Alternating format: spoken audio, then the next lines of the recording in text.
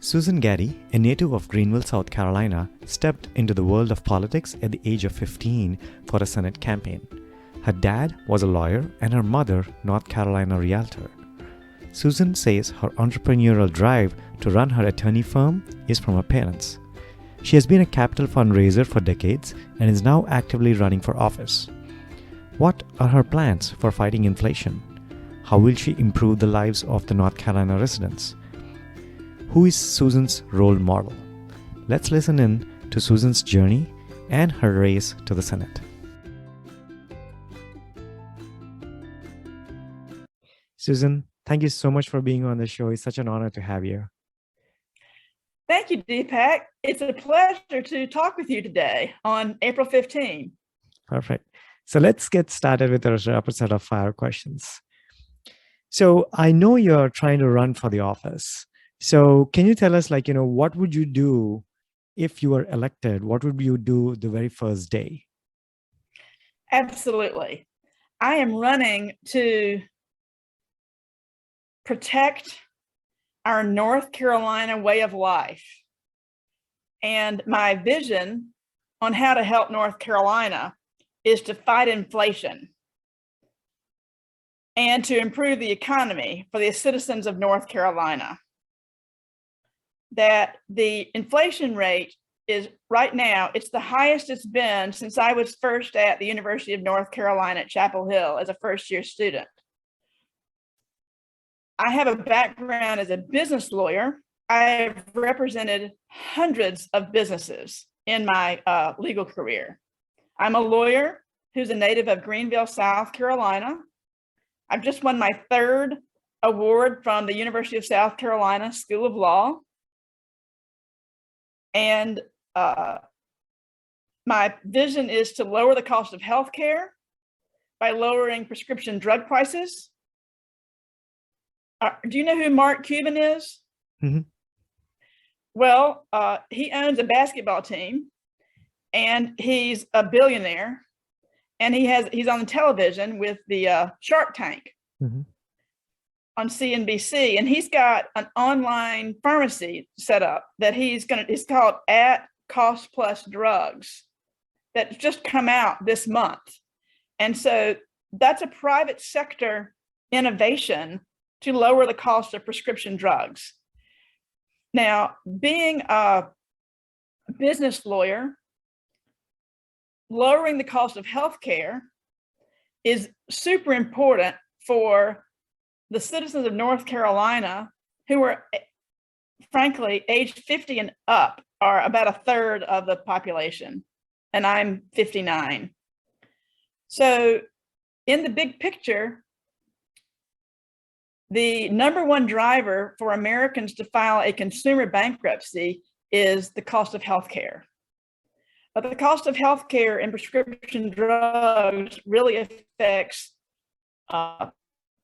everybody, because at the end of the day, even if you don't ever buy a prescription drug, other people have to have them. And so we have to have, right now, my mother actually transferred to the University of North Carolina, Chapel Hill in 1953, which is the anniversary of the Salk vaccine that was for polio. And so I have both of my parents have died, and I have my mother's diary from when she turned 12 years old, and she records a lot of things, including how she played basketball and she played tennis and she practiced the piano and she studied and she did all kinds of fun things. But because of polio, she wasn't allowed to go swimming, and so she did all kinds of other things. And of course, in 1944, there is no Salk vaccine, but in 1953, there is. And that's the year that she transfers to the UN, to North Carolina at Chapel Hill. So fighting inflation is a complex task, but something specific that a US Senator can do is to eliminate the federal and state gas tax And I am in public on a blog asking or advocating for Governor Cooper to eliminate the state gas tax in North Carolina. And I'm on my website, susangaddy.com, advocating to eliminate the federal gas tax. Now, lowering or eliminating the federal and state gas tax is just one tangible thing to do, but lowering the cost of healthcare through lowering prescription drug prices is a second tangible way to actually make a difference in the lives of North Carolina residents. And to improve the economy for citizens of North Carolina, we have all kinds of manufacturing jobs that are already in North Carolina, but numerous global businesses are starting and investing in and increasing their investments in North Carolina for more manufacturing jobs throughout the state. But the primary driver of the increased population that North Carolina has had between the 2010 census and the 2020 census are all the new good jobs in North Carolina. People retire here. We have a strong military presence. That 2 days ago, a US senator from Montana was in Ukraine, and that he visited with the people from the 82nd Airborne in Fort Bragg while he's there. So people in North Carolina who are stationed at Fort Bragg are representing us well. They're in our military. We need to protect our troops. We need to support our veterans. I've represented numerous veterans in my law practice. I have numerous people in my family who are retired military. The chief chaplain of the Air Force, who was a general in the Air Force, a Southern Baptist from Winston-Salem. He had been an Air Force pilot. He gave the homily at my mother's memorial service. And so I'm very connected with the importance of how we need to make sure that our military has the resources that it needs, and that once the veterans come home, that they get the support that they need. And again, the cost of inflation and the cost of healthcare is affecting military families. It's affecting veterans. It's affecting seniors. And I think it's a super important issue in 2022. Perfect. So with that, can you tell us, you entered into politics in which year? Well, I began volunteering when I was 15 years old in high school in a U.S. Senate campaign in Virginia. And it was a fantastic experience because I was new to Virginia for ninth grade. My mother had remarried in my hometown. And in 1976, I knew people who were involved in the primary process for nominating the candidates. And this man that I talked about with respect to the Sears commercial, he was a Reagan person in Greensboro. And so I was already around elected officials and judges and lawyers, with my father being a lawyer. And my father's father was a business owner. He was a farmer when my father was born, but he became a dealer for Standard Oil of New Jersey, which later became Esso. And I have other family farmers who are farmers right now. So that agriculture is an important industry to North Carolina, and the jobs associated with agriculture, the cost of doing business, again, the cost of fuel. When I go to the grocery store, I'm seeing spot shortages on the shelves, and everybody to get groceries, whether you're buying them at a convenience store or a retailer that is a full service grocery store, they have to be delivered by a truck. And that truck has to have fuel. And that truck has to have drivers who are trained in safety and who can get the goods to market. And so really the global picture that we're in right now, that China, the People's Republic of China, they are the world's second largest economy, but the United States is the world's largest economy. And we have the most complex economy in the world. It's the most stable economy in the world. And inflation isn't just affecting us, but it's affecting everybody. China cannot get its goods to market in the United States to export to us if they have their economic problems that they can't fix.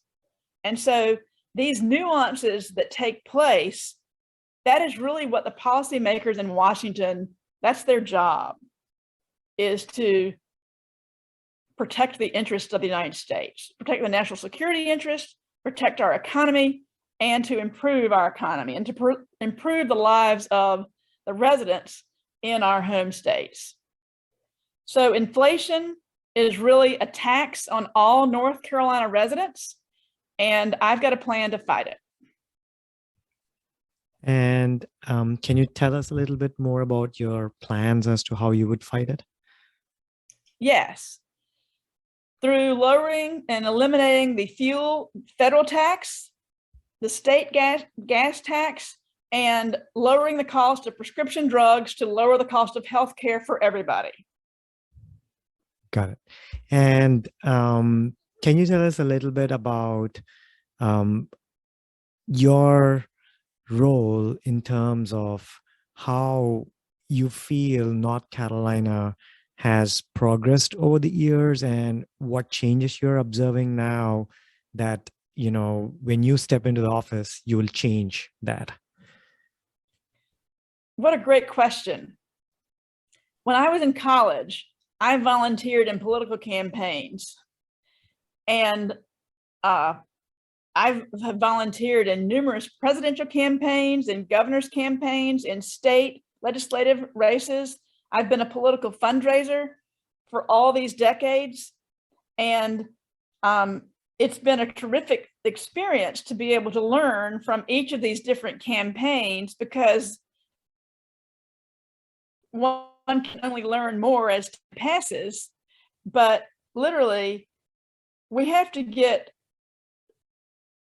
people in office to go to Washington who will fight for North Carolina and who will fight for the residents of North Carolina, who understand the private sector and the importance that improving manufacturing jobs that come to North Carolina, that we have global investments. We've got movies produced here.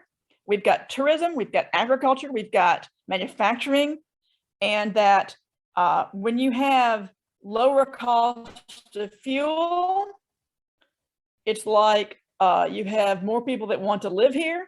You have more people that want to retire here. You have better tourism. It's all about jobs, jobs, jobs. And on a personal note, can you tell us a little bit about who is your role model in your life? And Absolutely. I had the chance in 1985, when I was still in college, where my father invited me to go to the American Bar Association meeting that was in London. And I got to hear Margaret Thatcher speak live at the Royal Albert Hall. And it was really exciting. Well, everybody was lined up, queued up outside the Royal Albert Hall. And I had taken 2 courses in the history of the British Empire. I had taken British politics. I had taken political polling. I had taken business. I had taken statistics. I had taken music. I had taken speech communication. And I knew everything about Margaret Thatcher that anybody could know. And so she became my hero and inspiration for all the things that she did as a Tory, as a conservative, that made a lot of reforms when she became the prime minister. And of course, she's the first female prime minister for the United Kingdom. And it was quite exciting to hear her speak live. That's very cool. And can you tell us a little bit about why do you think the youth should be more involved in politics and government processes? Yes, I was involved. I was involved in my community. I had a high school sorority where we did fundraisers where I sold donuts on Saturday morning. I was in the American Field Service where we sold grapefruits and oranges as fundraisers. But in my upbringing, and I worked all through before I went to high school. I mean, I did work before I went to high school, but I had a lot of jobs outside of my family before I finished high school. And so I really worked my way through high school. And those kinds of job skills really, really have instilled in me not just a strong work ethic, but an understanding of the kinds of jobs that are available for people who are in high school, who are entrepreneurial, as I was and am. And nearly everybody in my family has owned a business, including my mother. She owned a business called Gaddy Interiors, and my father owned his law practice at different times. And my mother was a North Carolina real estate agent who sold high-end new construction in Chapel Hill. And I've had a South Carolina real estate broker's license. And so I've worked with a lot of real estate agents. I've worked with mortgage lenders, and they're always excited about people coming into the state. And you have these big recruiters, you have the Chamber of Commerce, you have all kinds of economic development people who focus on bringing big employers in. And you can't just do that, in a 30-second commercial, frankly. But for youth, being involved in the community is the way to learn more about the community, but also to have people learn about you. And so everybody I lived in both Greenville, South Carolina, and in Richmond, Virginia, where I finished high school. And as I said, I was highly involved in church choirs, in school courses, in music competitions. And it was a great experience. And what do you think are the essential qualities of a good politician? I think to be involved in the community, involved in the state, involved in the process, to be engaged, to love to be around people, to listen to their concerns. I've spent the last 2 years listening to the voters of North Carolina in their places of work, in their churches, in Rotary, in professional association meetings. And by listening to people who live in North Carolina, I understand what's on their minds. Because just as I'm talking to you about your experience in business, it matters to people to understand who the candidate is and why they want to go to Washington, why they want to serve in a policy role, and what drives them. So that my passion is really devoted to community service. And I've been a capital campaign fundraiser for nonprofits for decades. And I have this pro-education view because of the importance of education for our children and for the future.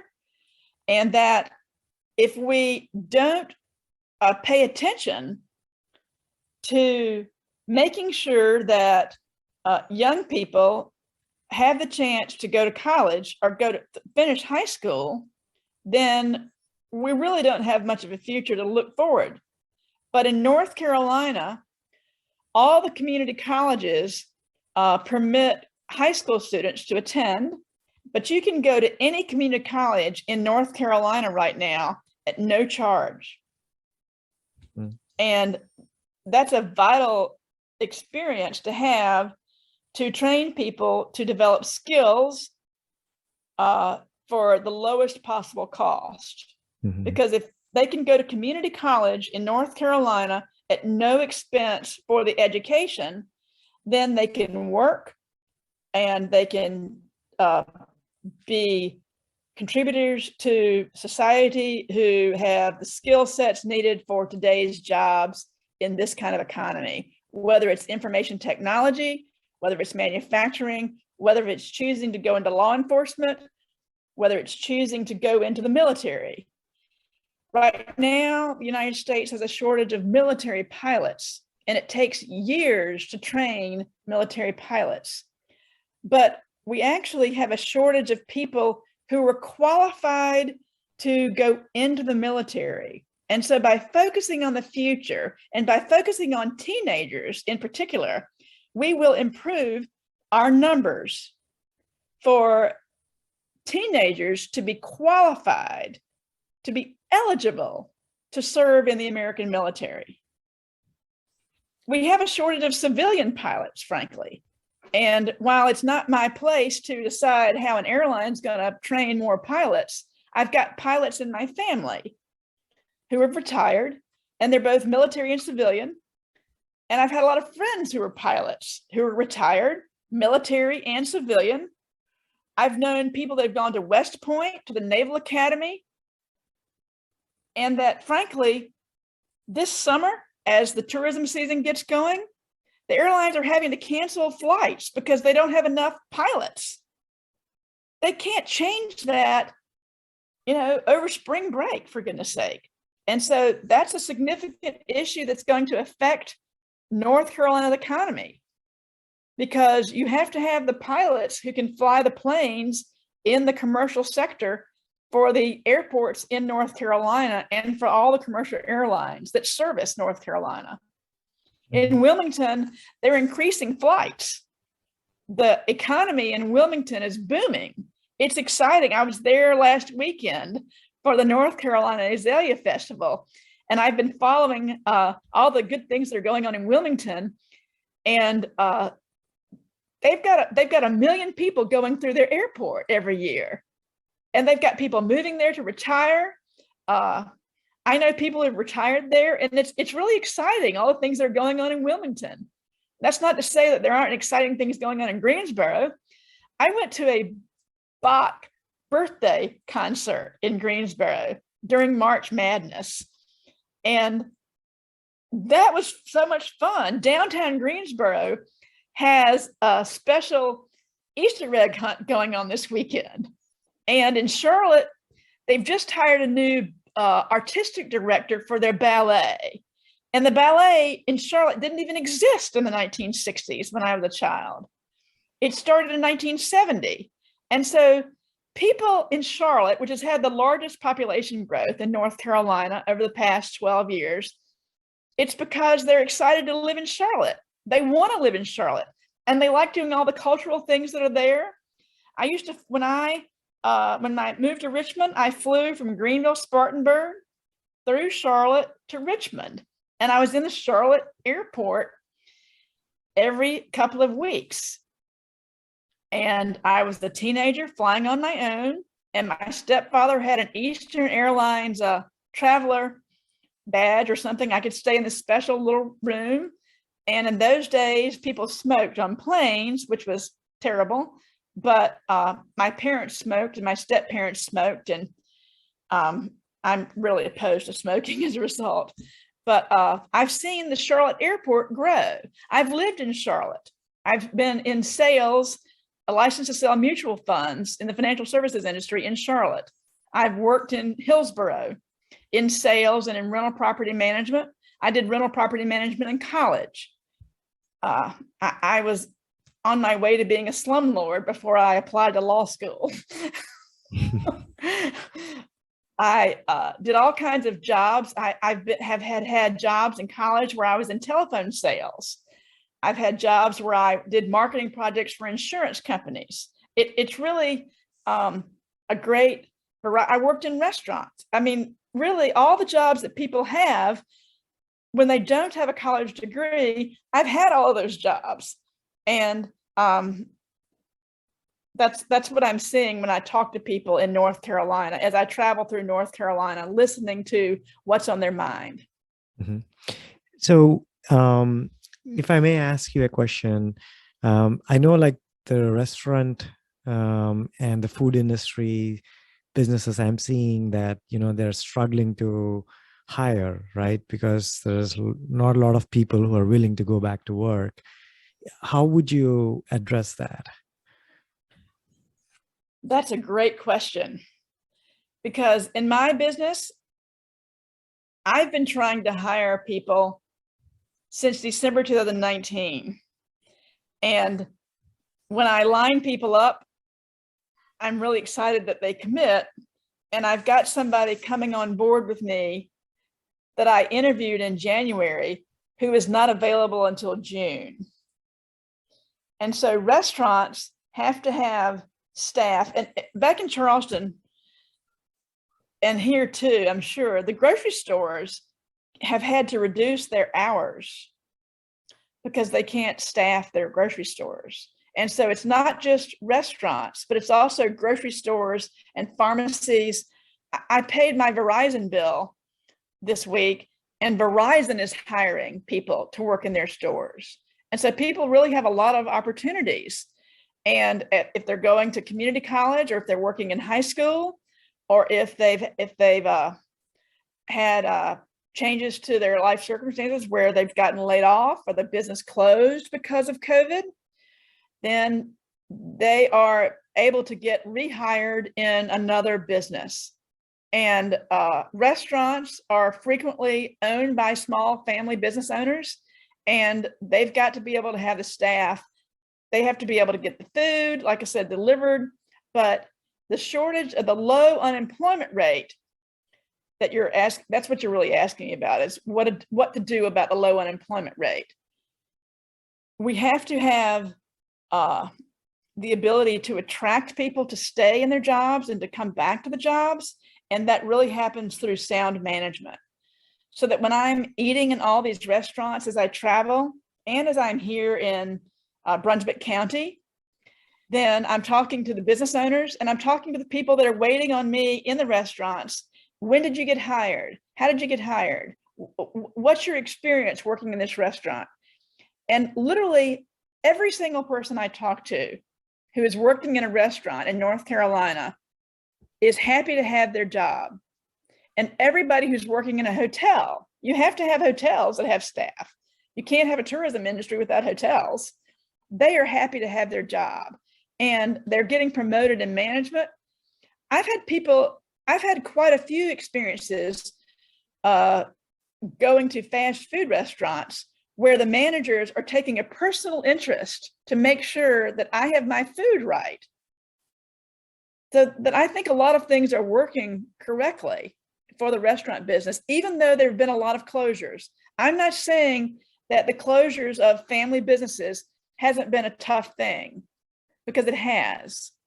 But I am saying that the future is bright, and that I know people who have come from other states to North Carolina during COVID to run restaurants here that were running them, say, in Brooklyn before. And they tailor their hours in order to be able to meet the demands. And they have live music, and they have a clientele that is excited to have a place to go for lunch, or to go have live music in the evenings. In Wilmington, we've talked about that, how fun it is to go there. And downtown Greensboro, Charlotte, all the big cities are really doing this. They have outdoor live music during the summer, and that attracts people to go out to eat, and the musicians get paid, and people have a good time. And it really is the economic engine, the driver of small businesses in North Carolina. That's a very pretty good answer to the last question I had. With that, can you summarize in a few minutes, or how much of a time you needed? Why is it that you're running to the office, and if you would like to talk anything about yourself and the future, the platform is all yours. Thank you. I'm running to be a fighter in Washington, to fight inflation, to lower the cost of living in North Carolina, to fight inflation with the lower fuel tax for the state and federal level, to lower the cost of health care, to make sure that we promote the private sector. That my experience is in the private sector. I have worked for the South Carolina ABC Commission, and I have worked for the federal judiciary in Washington. And I have a background in relationship building, which is focused on customer service or on the client. But I'm excited about going to Washington for North Carolina to represent the voters on what matters to them today. Since 1980, a majority of the voters in North Carolina have been women. And 2/3 of the voters in North Carolina don't have a college degree. And I think that it's easy to get caught up in people who don't understand the importance of why we need to focus on the future with education and protecting our national security interest with a strong military. The military jobs in North Carolina really have a fundamental role in the economy of North Carolina. And so we have to look out for everybody. Perfect. I think with that, thank you so much, Susan, for spending this 20 to 30 minutes with me.